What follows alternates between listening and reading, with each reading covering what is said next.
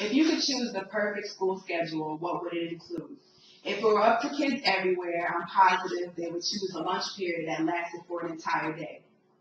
Personally, an entire day of art classes would be ideal, but things like that aren't usually an option until your third or fourth years in college. I've always excelled in art-related classes, and I'm positive they are fundamental to a student's intellectual growth. Good afternoon, or good evening. I'm Julia Deans, and I'm here to discuss why the arts are absolutely necessary in the education system. Contrary to popular belief, art doesn't just consist of throwing paint on paper or using chalk to draw what you feel at the time.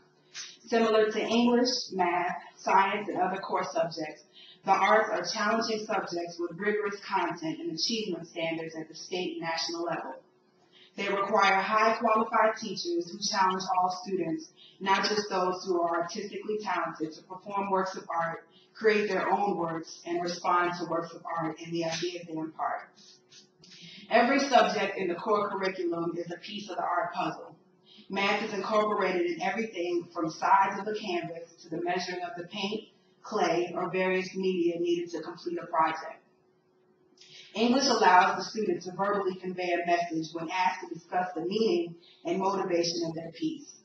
Science describes the organic and inorganic design we see in nature every day. History relates to the influence of what's created or the origins of the styles of the art understood and loved. So there can't be an explanation logical enough to defend the fact that art is not beneficial to a child's academic growth. In light of the debate over the Elementary and Secondary Education Act authorization, I believe the arts education can help build a case for the importance of well-rounded, content-rich curriculum in at least three ways. First, the arts significantly boost student achievement, reduce discipline problems, and increase the odds that a student will go on to graduate from college. Second, education is essential to stimulating the creativity and innovation that will prove critical to young Americans competing in the global economy. And last but not least, the arts are valuable for their own sake, and they empower students to create and appreciate aesthetic works. For example, when Arne Duncan took over as CEO of the Chicago Public Schools in 2001, a survey by the Chicago Community Trust showed that 1 in 7 elementary schools in the city did not provide a single class of art instruction a week. 15 elementary schools with 7,300 children provided no art instruction at all. Through CAPE, the Chicago Arts Partnership in Education, they brought local artists and teachers into the schools to partner up on integrating art curriculum and academic subjects. Follow-up studies showed that students at the CAPE school performed better on standardized assessment than students who attended schools that did not integrate arts and academics. Every child should have the opportunity to excel at something. Every child won't understand every subject, but I believe art gives children something to look forward to and a voice and outlet to shine. Groups like the Arts Education Partnership have been created to demonstrate and promote the essential role of the arts in enabling every student to succeed in school, life, and work in the diverse and global economies and societies of the 21st century. The primary focus of the partnership is on the student and assisting every student to reach high levels of achievement and competence in the arts and in other subjects and skills essential to their success in life, school, and work.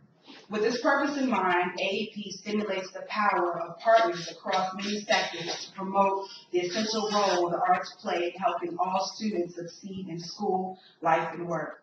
Unfortunately, as much as the arts are a part of a complete and well-rounded education, their place in America's P-12 education system are still threatened by narrow curricula, conflicting policies, and budget shortfalls.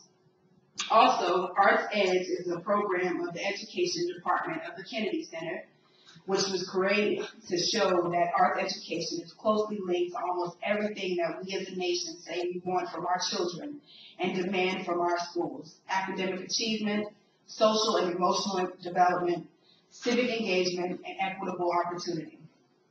Of all the subjects available in the classrooms, art speaks to every walk of life, from the child with a troubled background to the child who's been handed everything on a silver platter. For many students, school has been often a place of failure and frustration But the success in arts provides them with the idea that learning matters, and most importantly, that they matter. Because of that feeling, they are more willing to work hard in learning. Students themselves shared that the arts kept them engaged in school. The benefits don't just stop at students. Teachers reported increased satisfaction and renewal. They enjoyed teaching more due to the responsiveness of students and became more effective as they learned about their students through their artwork. The list is endless with providing reasons as to why the arts are essential to a child's curriculum. In the words of First Lady Michelle Obama, the arts are not just a nice thing to have or do if we have free time or if one can afford it. Paintings and poetry, music and design, they all define who we are as a people. Thank you.